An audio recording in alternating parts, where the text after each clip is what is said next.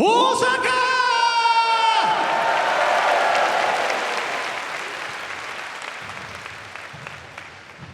今日も熱い声援本当にありがとうございました。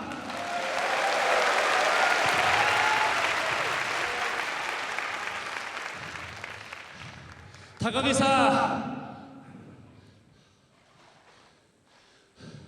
コロナ禍でさ、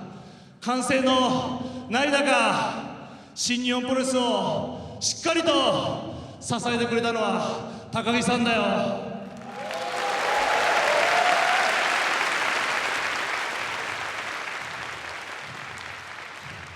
まあ高木さんとはずっと歓声なしで戦ってましたけど、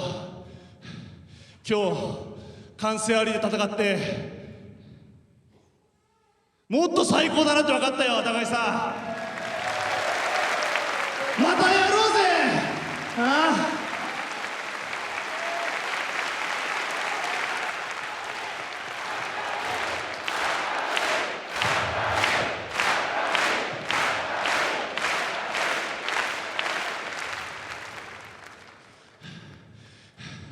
やっぱり一つだけ言わせてもらうと、これがプロレスだよ。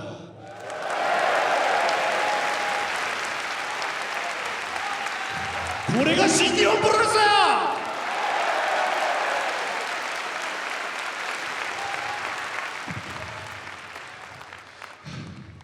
次やること決まってます。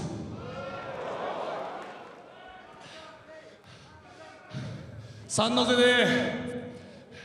アメリカで IWGP 世界ヘビー級の防衛戦決まってます。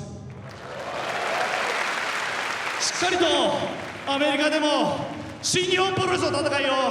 見せて、またチャンピオンとして戻ってきます。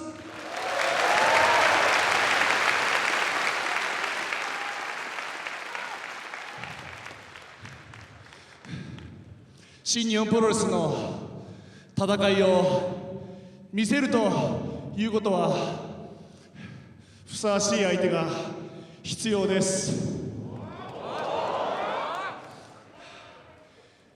11年前、思い出すな、この大阪。棚橋さん、棚橋選手の名前が出ます。マジで言ってる？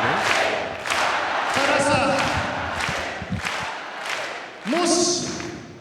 疲れてなかったらこのベルトに挑戦してくださいよ。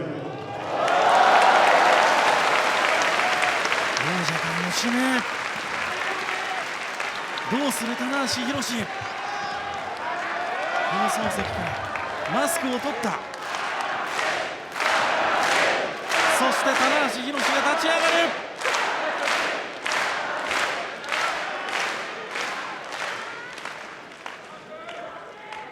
リングに向かっていく棚橋。11年前この地で向き合った両者。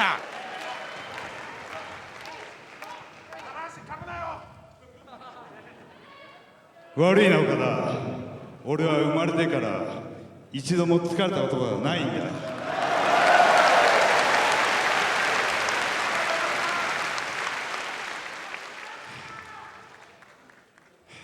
もう10年以上前か、レイメーカーショック。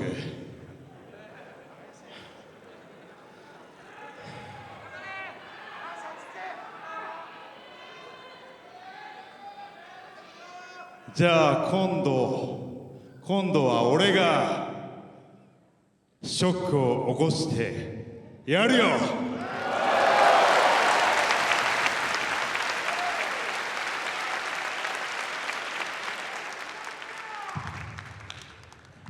岡田君、お疲れ様でした。来ました棚橋の一言。この言葉は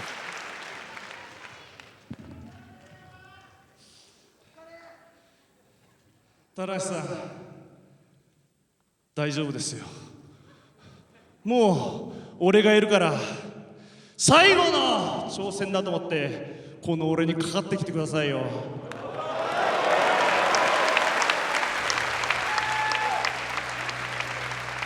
つてレインメーカーショックが起きたその場所で、その当事者2人、かつて投げかけられた言葉を逆に岡田に返してみせた棚橋。火つけましたね。最後の挑戦だと思ってかかってきてください。さあこの2人の戦いがもうあっという間。 2.183 の瀬です。あ、そっか、もうすぐですか。これですからスケジュール通りに組まれたとすればそういうことになります。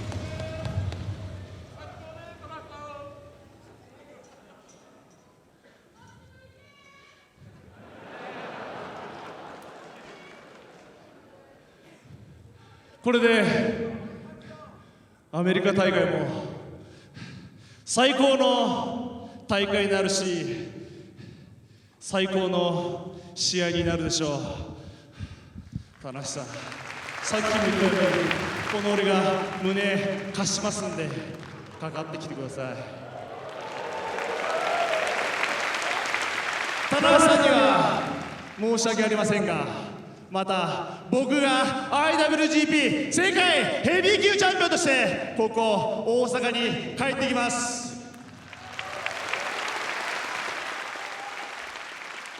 まだもう少し頑張っていったら前のような日常が戻ってくると思いますけれども、僕たちのリング上の戦いは前と変わらず熱いものを届けていきますので、皆さんまだまだ新日本プロレスよろしくお願いします。皆さんが応援してくれる限り、皆さんが新日本プロレスを愛してくれる限り、ここ大阪に鐘の上げが来るぞ。 IWGP 世界ヘビー級チャンピオンレインメーカー岡田和親。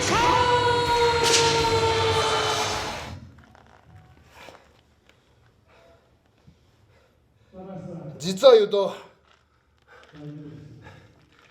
新日本プロレスでイレギュラーを起こすなんて真っ赤な嘘だよ。嘘だよ。試合見たら分かるだろ。おい、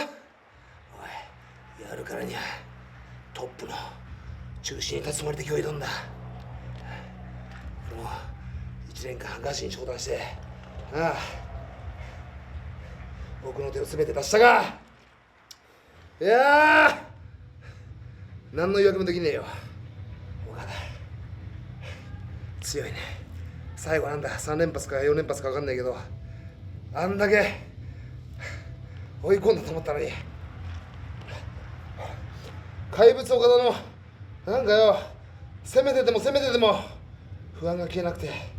その躊躇がもしかしたらチャンスを渡してしまったかもしれないな。このチャンスを逃したらもう二度とこんなチャンスは奪い取れないと言ったけど、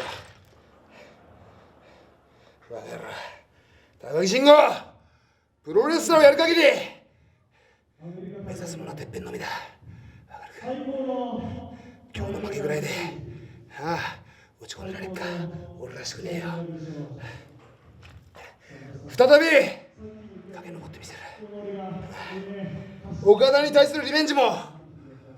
IWGP 世界ヘビー級タイトルの思いも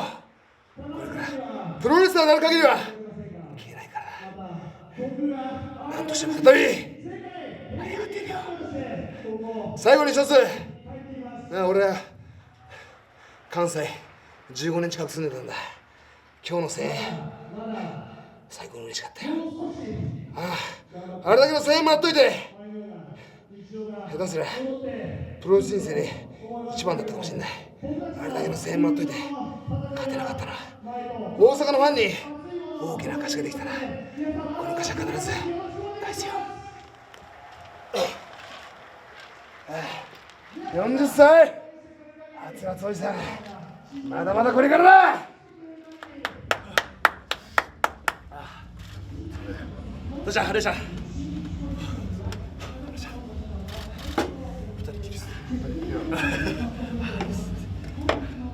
杯しよう。ありがとうございます。岡田、はい、防衛おめでとう。ありがとうございます。すごかった。ありがとうございました。乾杯。ありがとうございます。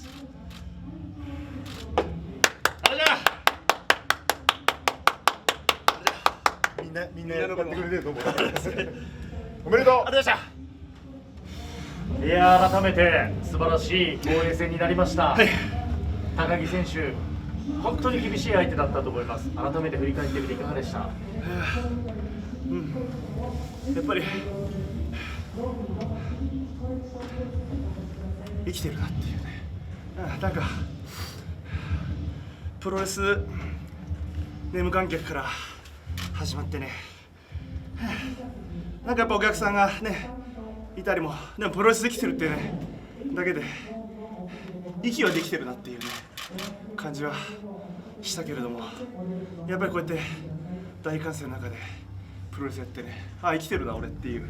ちゃんと、なんかこれがね本当のプロレスやってるなっていう、まあそうね言える相手だったし、やっぱり高木さんもねこうやってチャンピオンだった時はほぼというかもう完成もね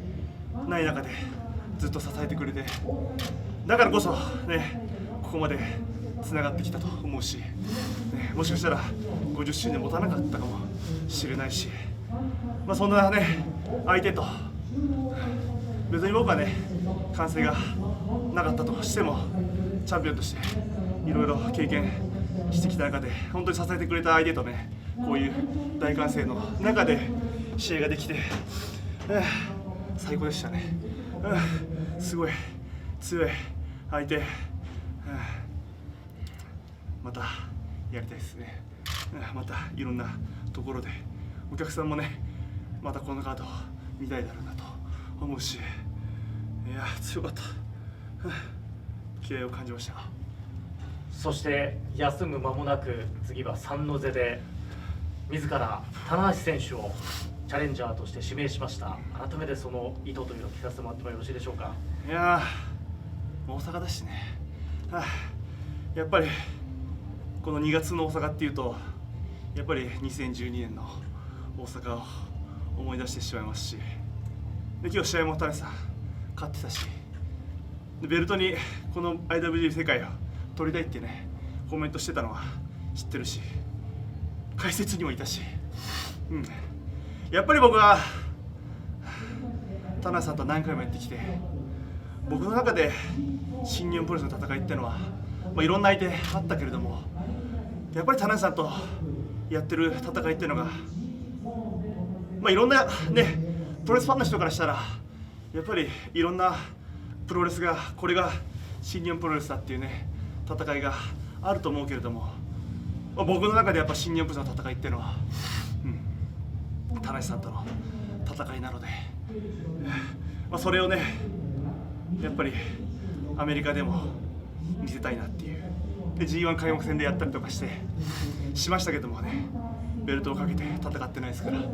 またアメリカのお客さんに新日本プロレスというのを見せてですね、またアメリカね、またコロナ禍でまた大会ねいろいろ中止になったりもしましたし、またいろんなところに攻めていけるようにやっていきたいなと思います。最後の挑戦だと思って来いというような言葉が非常に刺激的に聞こえましたけれども、これでまた棚橋選手にもおそらくスイッチが入ってくると思います。また素晴らしい戦いをアメリカで繰り広げるということになりそうですね。そうですね、僕は本当にあれは全然冗談でも、田中さんに気合を入れようと思って言ったわけではなく、それが現実だと思いますよ。僕もレインメーカーショックの時の、田中さんと同い年になりましたし、僕でもやっぱり余裕があって戦ってるわけじゃないですから、本当に今回ね僕が田中さんだと思わなかったら田中さんにねチャンスは来てなかったと思いますから、本当にそれは最後だと思ってやってほしいなと思います。メインの試合とはちょっと離れるんですが、ジェイ・ホワイト選手がヒクレオ選手に敗れて日本を去ることになりました。この結果を IWGP 世界ヘビー級チャンピオンの岡田選手としてはどのように受け止めてますか？そうですね、まあ、日本を離れるとしてもね、まあ、どこでも J の戦いっていうのは変わらないですし、まあまあ、そういう結果になって、まあ、ヒクレオであったかもしれないですし、まあ、いろんなところで活躍してくれれば、でどこで活躍してたかって、新日本プロレスで活躍してたってなりますし、まあ、新日本プロレスの注目度を、ね、集めてもらいたいですし、まあ、プロレス界にさよならはないですからね、はい、またどういう状況かわからないですし、また戦うこともあると思うんでね、別に、まあ結果としてはしょうがないですよね、はい、だからしっかりとどこ行っても、まあ、活躍できる、ね、実力があると思いますし、どんどん活躍して、また違う形で新日本プロレスを広めてくれたらなと思います。次、サンノゼはもちろんアメリカで行われる大会ですし、世界の、注目を集める大会にもなります。そこで棚橋選手と改めてどんな戦いを見せたいのか、最後に意気込みをお願いいたします。そうですね、まあ本当にこれぞ新日本プロレス、まあ、もしかしたら、ね、最近プロレスファンになった人からしたら面白くない戦いかもしれないですけども、なんかやっぱりこの僕と棚橋さんのこの11年の歴史ってのを感じてもらってですね、また過去のものをね、また見てみたいなと思ってもらってもいいですし、まだまだ棚橋さんいけるじゃんと思ってもらってもいいですし、まあでも最後にならないようにね、頑張ってもらいたいなと思います。ただ本当にアメリカが、世界がびっくりするような試合を僕と棚橋さんで世界にお届けしたいなと思います。代表質問以上になります。でしょうか。改めてなんですけど、昨日の会見でも大阪の熱を全国にってことがありましたけど、はい、この今日の満員の比率の合計見て改めて手応えとか、その辺いややっぱそうですね、こうやって大阪が盛り上がって確実に全国に届いていくと思いますし、まあ、実際11年前がそうでしたからね、なんでまた大阪戻ってきて、また今日以上のね、だって今日の戦いを見てまた次も見たいなと確実に思うと思いますし、だからまあ僕たちは本当にこういう戦いをしていって、プロレスってやっぱ面白いんだなと大阪の人に思ってもらって、そこからですね、もう今 SNS だったりとかいろんなことでプロレスやっぱ届くと思うんで、プロレスよくなってた中で、コロナ禍でまたくじけましたけど、つまずきましたけど、また前よりも、今回の経験をですねパワーにしてまた上がっていけると思いますから、そこはしっかりとパワーをね、今までの経験を大事にしてまた上がって、確実に全国に届くと思いますから、しっかりとねこの戦いを全国に、いや本当に今日の戦いを見てまたプロレス見たいなと思う人もたくさんいてくれると思いますから、しっかりそれを届けていきたいなと思います。アメリカで IWGP 世界戦というのは昨年 AEW との合同興行で行われて、放映マッチで岡田選手も納得いく結果ではなかったと思うんですけど、その時の不完全燃焼の部分を、今回のサンノゼで、完全燃焼させたいというような思いっていうのはありますか？そうですね、前回のシカゴ大会は、勝ってもないし負けてもないというか、結果としては負けてるんですけども、3カウント取られたわけではないですし、しっかりとね、あれも、ちょっと4ウェイっていう、ね、特殊なルールでしたし、やっぱり僕は特殊なルールをね KOPW とかでやってもらって、アメリカだから4ウェイだったのかもしれないですけど、やっぱりこの IWGP っていうのは本当にザ・プロレスの戦いを見せていかなきゃいけないと思いますし、その戦いがサンノゼでできると思いますんで、改めてこの IWGP のね凄さっていうのを見せていけたらなと思います。サンノゼの次の話題になってしまって申し訳ないですけれども、その後には東京ドーム大会でのノアの東京ドーム大会での清宮選手との試合っていうのも発表になってまして、昨日も少しコメントありましたけれども、今日現時点でその三ノ瀬の次の戦いっていうのはどう捉えてらっしゃいますか？三ノ瀬の次ですか。三ノ瀬の次は休みます、はい、まあだって出ないし、はい、まあ好きにしてくださいよ、まああの子には今日の試合見た方が良かったんじゃないかなと。これがプロレスですよね。こんなようなプロレスをねできるんだったらどうぞやってください。俺がいないところでやってください。ビビってないし、好きにしてください。まあでもね、まあ正直その件に関してはもう蹴りはついてます。はい、明日発表になると思うんで、明日を楽しみにしてもらって、まあ楽しみじゃないか、まあね、ちゃんとアナウンスされると思いますから。本当におしまいもその話題は知らない。せっかくもう今こうやって気分いいのにやめてください。ごめんなさい、すいません。いいですか。岡田選手、もう一つ、すでに三ノ瀬大会は大きな反響を呼んでるんですけども、その理由の一つは IWGP 女子王座のタイトルマッチがあるっていうことだと思うんですよ。世界ヘビー級王者の岡田選手から女子王座っていうのをどのように捉えてますか？どのように、まあでもできたばっかりのベルトですから、まあね、まあ、女子 IWGP でやっぱ冠もついてますし、IWGP このね IWGP の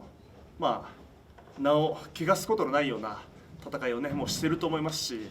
IWGP 女子は女子でしっかりとね盛り上げてもらいたいなと思いますし、まあね、モネも今度はね挑戦するんですよね。本当にそのおかげでまた世界中からね注目されてると思うんで、また女子の戦いも見て、その後はねまたこう IWGP を、試合中わかんないですけど、ね、試合を見たらまたすごいことしてるなというふうになると思いますし、そうやってねいろんなねきっかけっていうのはすごい大事だと思いますから、女子は女子で、僕がやきもちをね焼いちゃうような戦いになるかもしれないですし、そこはしっかりと盛り上げてくれたらと思います。ですか。ありがとうございました。